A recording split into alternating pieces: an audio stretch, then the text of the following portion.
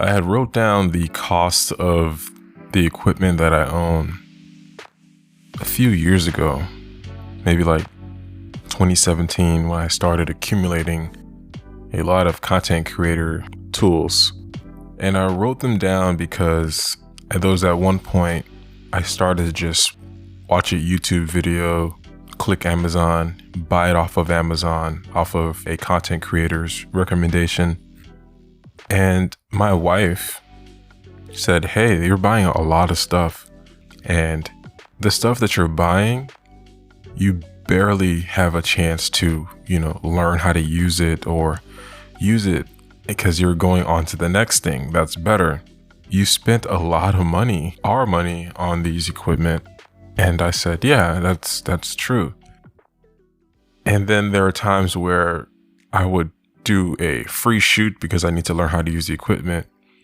And she didn't scold me, but she just, kindly said, "Well, listen, it's really good that you're doing these free shoots for the experience, but at the same time, you have this outstanding balance of money that you're spending on equipment that you're not getting back. The return on the investment, it's not there at the moment." So that was 2016. And at the end of 2016, 2017, I started writing down all of the pieces of equipment that I own and that I want to buy, and what I want to use them for and their cost. And in 2016, 2017, I had about $5,000 worth of equipment.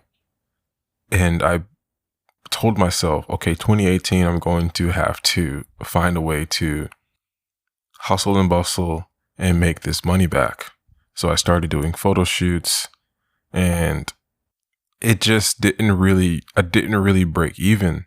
Those reasons were probably points mentioned in the previous episode about allocating time and energy and resources. And as the years began to go on, I started to sell some of my equipment. I started to give away some of the equipment, and the return on the investment, it just never occurred up until this year or last year.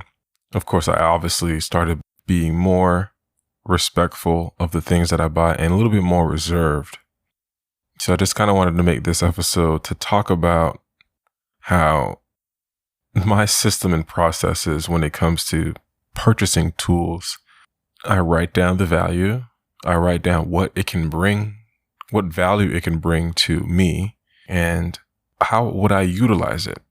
My most recent expense for me was actually 2 Sony A7Cs. Those were like the big ticket items recently. But I've been buying a couple of other tools, I like to call them.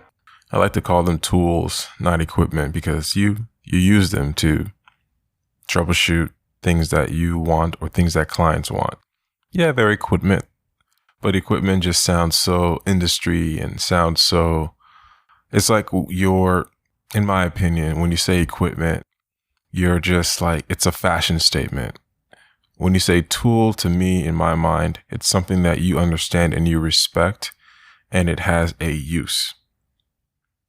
That's my understanding. I like to say tool for that reason. But I like to write down all the tools that I currently own and that I want to own, and their cost and how I'm going to utilize them. And I got, like I said, 2 Sony A7Cs with the goal of having consistent looks. Because at that time, before I purchased these 2 Sony cameras, I was shooting on a Nikon D750 and a Sony A7S II.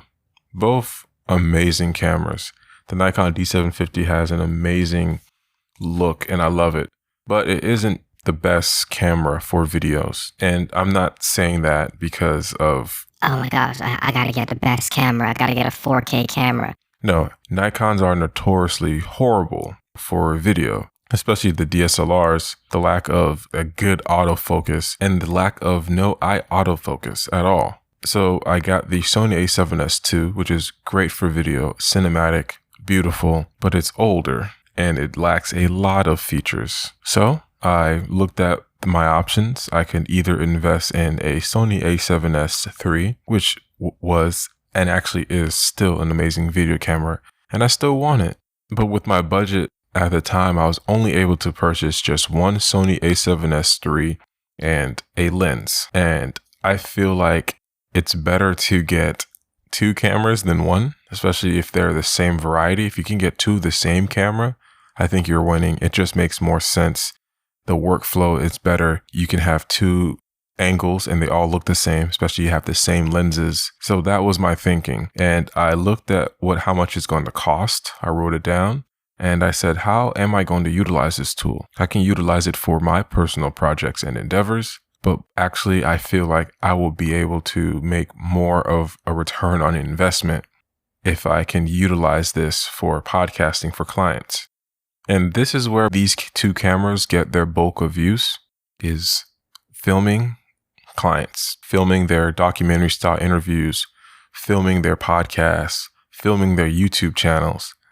And having these two cameras, I'm able to give my clients I am able to sell myself to these clients and say, hey, I'll give you two dynamic 4K angles and you'll be able to swap in between them. And it looks extremely dynamic and impactful. Once I show them a demo reel of what they can expect the video to look like, they are instantly impressed. They don't even understand the two camera angles. They just know that this looks so cool.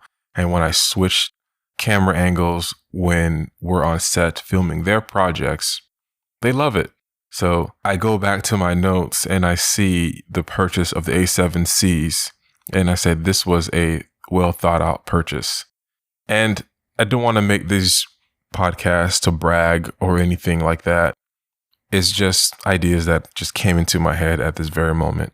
So if it helps, I hope it helped. So I like to say I still actively write down things that I want to purchase, things that I currently own. And I look at that list, that big number, that big financial number. And I say, okay, I got to make some money. One of the things that I also do, and I'm not saying for you to do any of this, but when I open up Instagram, my immediate thought is, how am I going to make some money right now? There was several times where I can open up Instagram and guarantee to get some type of financial incentive. I can get paid off of Instagram if I hustle a little bit more or post a little bit more intentional. If I have some intentional stories, I know I can get a consultation. I know I can get a photo shoot. I know I can get a video shoot. I know I can get somebody to come to my studio and rent it out for an event.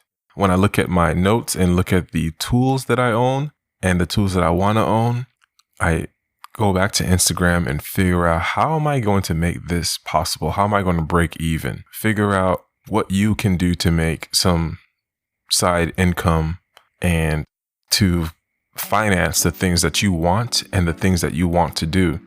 And I use Notes app. It's nothing crazy. I don't use spreadsheets or anything. It's just a Apple Notes app, and it works for me. So I hope y'all enjoy this quick random episode. I like doing these.